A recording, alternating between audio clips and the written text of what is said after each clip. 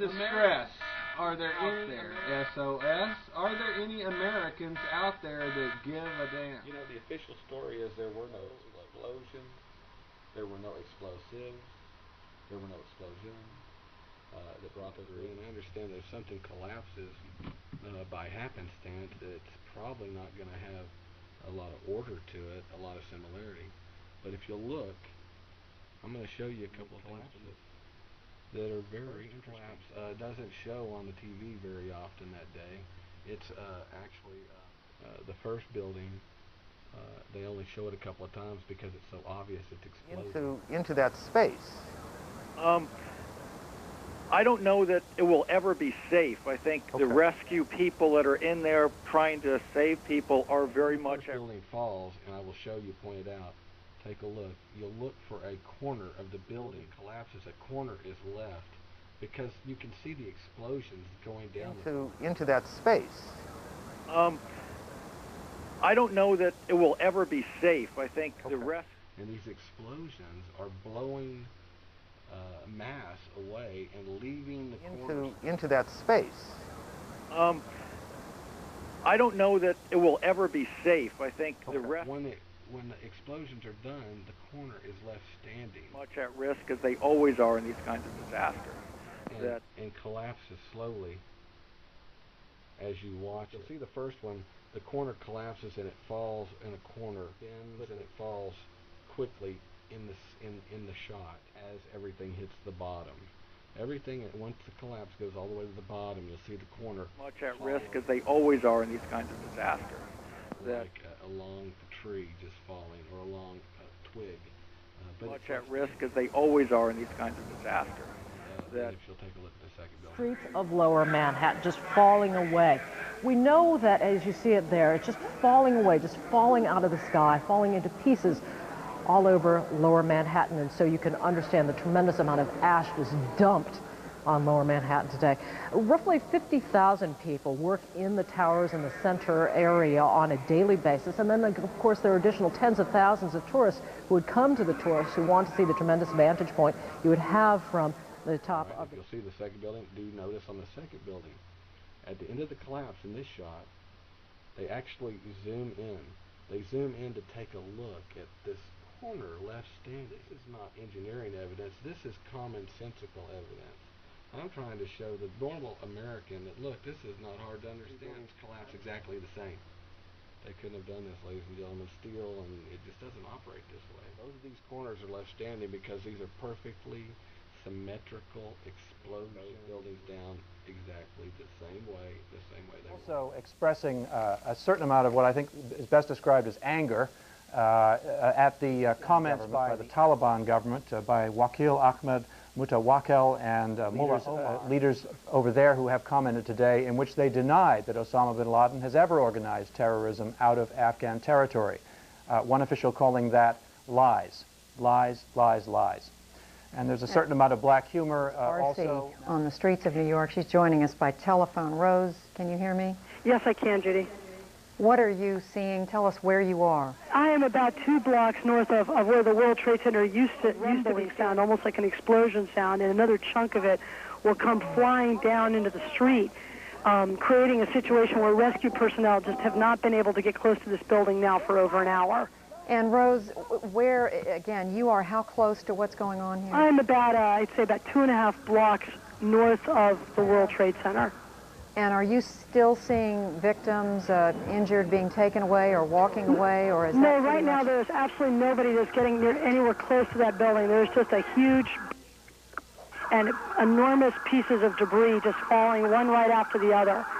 And I said, New Jersey, people from upstate New York, there's just a small army of people here, but there's just really not a whole lot that they can do for whoever may be left right now, because it is just such a dangerous situation. CNN producer Rose Arce, she's talking to who just cannot get close because it is still a very dangerous situation. You heard her say large pieces of debris still coming down, and these... How does it reach you? It's an example of the control and the tyrannical ability of government and business right now that have resulted from the coercions of 9/11. You need to take a look at what happened at 9/11. Let's watch. Let's watch. You know, the people that we trust are media, the cinema, you know, CNN, Fox, MSNBC, ABC, NBC. Some of them are outright complicit in covering up the truth, covering up explosions in their letters. They use their names at the bottom of the screen. Look, this is a $100 million production. They don't decide where exactly what's going to be in a picture, down to the detail, to create the right event for you to absorb the right message that their mind control is going to tell you what you're going to decide today. They are very concerned about every shot. The first day of archives, a film of 9/11, you will watch that as buildings explode, that the news media place their names and follow the collision or the collapse, covering up any evidence of explosions and gas jets coming out of the building. They cover it up. Not all of them, but if you watch it all day long, they sure do it more than I believe would be the statistical chance that it was by chance, not by professional.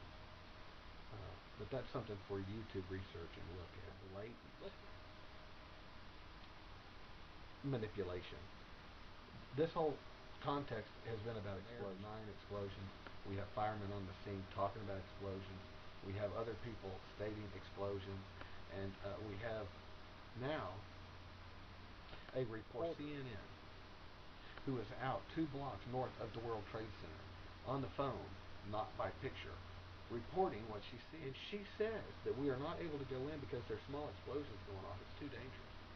And the reporter in the studio goes on and asks her, well, what do you see? And they describe what they see, parts of the furniture, documents all over but no human remains, no kind of injuries, no screaming.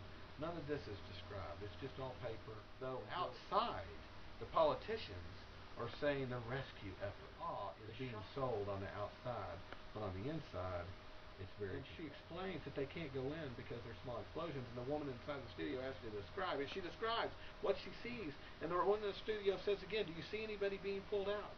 And so when she repeats herself in real time, why would I edit this? I know the first thing that the skeptics are going to say, but why would I cut out the word explosions?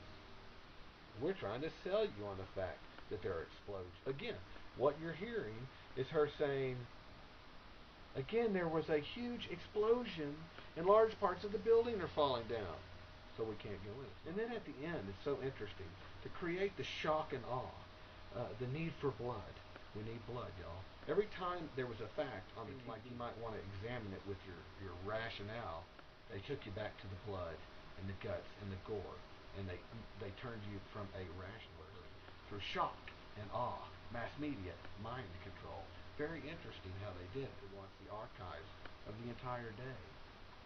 But during one of these examinations, they have someone on the scene telling the truth, and they have to modify it.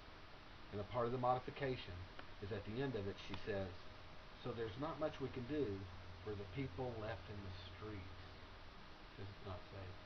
They cut out in the streets, so that what you hear is there's nothing we can do with the people left. They cut out in the street. They manipulate. That's your CNN.